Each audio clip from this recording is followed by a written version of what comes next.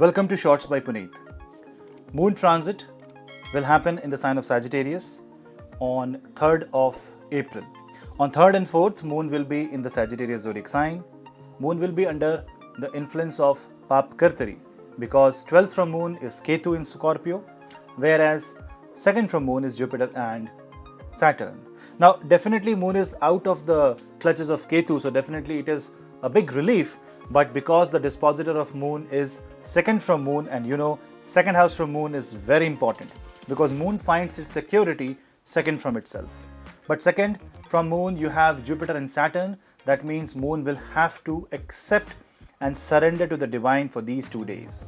It can create mental pressure, it can create suffocation, it can create a thought process where you may find very difficult to come out of a situation.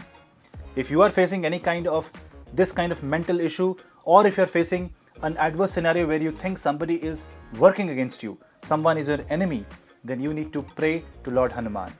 Chant the Hanuman Chalisa and Panchmukhi Hanumat Kavach and visit Hanuman temple safely, and that will help the Moon come out of the negative clutches of you can say negative mindset. Pessimistic approach will make your psychology go in a difficult situation, and that will in turn create laziness and it will create doubt.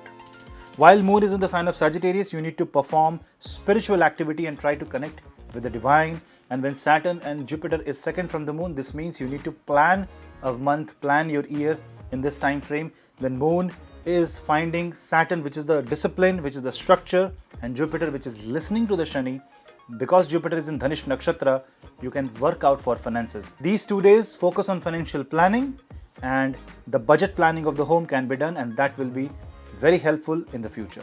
You can chant Chandra Gayatri Mantra and you can pray to Lord Hanuman for great success. Thank you for watching Shorts by Puneet. Do subscribe this channel for such short videos, and if you want to follow me on social media, the links are given in the description box below.